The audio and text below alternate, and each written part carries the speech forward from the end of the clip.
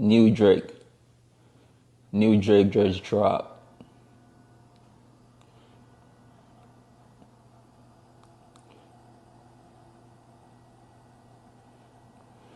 Alright.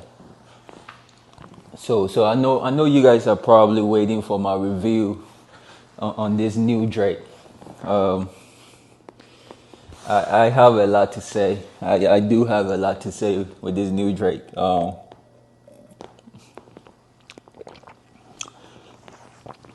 My honest review with this new Drake. I enjoyed it. I truly enjoyed this new Drake. But I also understand the reason why a lot of people also are criticizing this album. You know, it's very hard to be on top for so long. It's very hard to be on top for so long. And when you're on top, a lot of people are gonna keep moving the goalpost. You know, I didn't even know if this was a surprise album, but I heard for All My Dogs was coming out a very long time ago. I think it's before knowing about this album for about 3 months. So if this was not a surprise album, then I feel like Drake could have did more, right? But I am gonna start off giving Drake his flowers, and I'm not gonna bash him right off the bat. I'm not gonna be a Joe Budden. I am gonna give him his flowers. It's very hard to be on top for so long. So Drake, yes, I applaud you for your consistency. Your work ethic is beautiful, and you know you need to take some time off for your health. He's been touring, and at the same time giving us these nice albums. Now, my honest review with this album, he gave, we even his dad came out and told us about For All My Dogs dropping 3 months ago. Now, because of that, I would say that Drake had a lot of time to prepare. He had a lot of time to prepare. Um, so for that, for a 23 song album, um, I I I think he could have did better. He could have did better. It's very crazy to me that on a Drake song, Sexy Red had the hottest, the hottest song on there. I'm not gonna lie to you. I think Sexy Red had the hottest song on the Drake album. Um, she didn't need to do a lot. That was Sexy Red being Sexy Red. Sometimes you need a Cardi B to be a Cardi B. You don't need a Cardi B to come on the song and be lyrical, right? If you listen to Rich Baby Daddy, it's a perfect combination of how you want a Sexy Red to be, and that song is a club banger. Sometimes you just need a club banger. So for a 23 song, I it's surprising to me that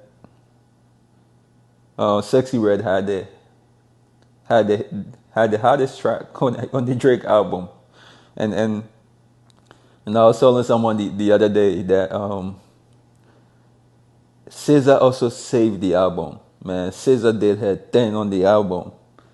Um, if you listen to all the tracks, also you gotta pick your favorite of all the tracks that SZA was on. You know, my favorite on there was Slime You Out. SZA did her 10 on this song, and then you go to Rich Baby Daddy. SZA came and also saved the day.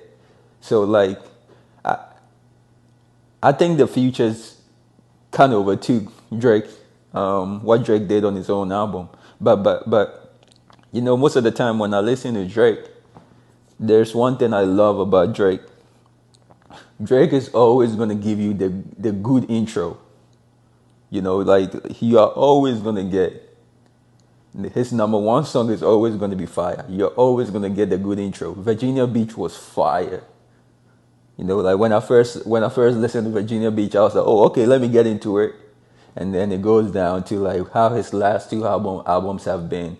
It starts off really great, Drake gives you the great fucking intro, and his outros are really nice. So of late, honestly, I listen to Drake's album because of his intros and outros. You know what I mean? Like Drake always is gonna give you a very, very, very, very nice intro and a nice outro. But I feel like you get into the middle and it's like, okay, man, could have been better. Like listen to Certified Lover Boy, right? Champagne Poetry was awesome. It was great. You know, the remorse, it was great. Like I'm going back to some of his few albums. Like you take More Life for example. Free Smoke was powerful, and then Do Not Disturb was a great outro. You know, like see, you take Scorpion, right, which I believe was Drake's last album, great album. You know, Survival was great, and then the outro March 14th was awesome. So it's like, you know, out of all out of all the 23 songs, I'm going to name the amount. It's not even up to 10 songs on there that are really great for an album that he had 3 months to prepare. So in that sense, I don't think it was a great album overall. I'm applauding him for his consistency. You know, I'm going to name some of the names. I'm going to count to you guys the amount of songs that were great on there. One, Virginia Beach was great. Amen was great. Calling for You was great.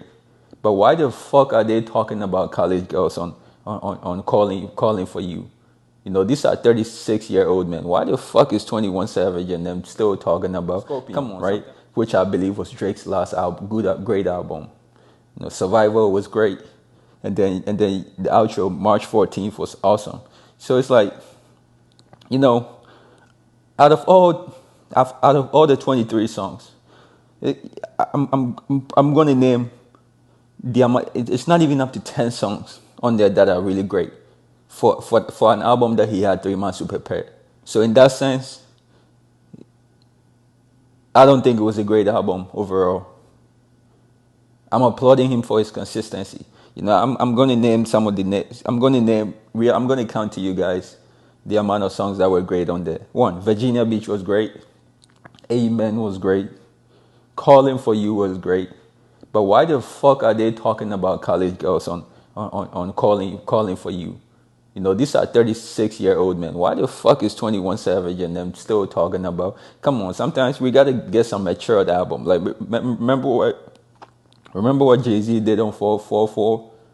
You know, he gained a whole different level of respect. You know, after 444, Jay-Z got like a whole different level of respect. Like it wasn't just about, you know, like talking about wealth and all that stuff, but he was giving niggas free game. You know, so sometimes I feel like Joe Biden was right hitting out on Drake on that point. You got to give us some mature lyrics at some point. We can't always, you know, be targeting. I know the demographics about, you know, the college students, but sometimes, man, if you've been on top for so long, challenge yourself a little bit.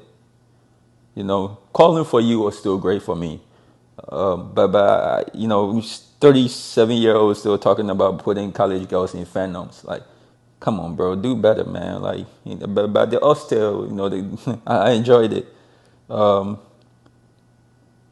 Slam You Out was good. That's 4 that I've mentioned. First Person Shooter, 5. Feat J. Cole, that was a great track. You know, 8 a.m. in Charlotte was great. Rich Baby Daddy was great. That's 7 songs that I've named. And I'll give Polar Opposites, which is the outro. So overall, you're looking at just 7 songs, 8 songs out of these 23 tracks. I don't think that's good. That's good for such a long ass track list. And it goes back to what I was saying. It's Drake falling off because, you know, now Burna Boy got people dancing in like singing songs that they don't even understand. Like people are singing Nigerian songs without even knowing what the fuck they are singing. You know, and I told you Burna Boy is really hot at the moment. You know, so my honest opinion, I think this album could have been better. it felt like it was more rushed. I know Drake probably has a lot of songs in his vault. Some of these songs shouldn't have come out. Um, but overall, I'm giving him his props for his consistency. But this was not his best work. This really was not his best work. And you can tell his frustration going really hard at Joe Biden. Normally when things don't go your way, you normally take it out on others, right? So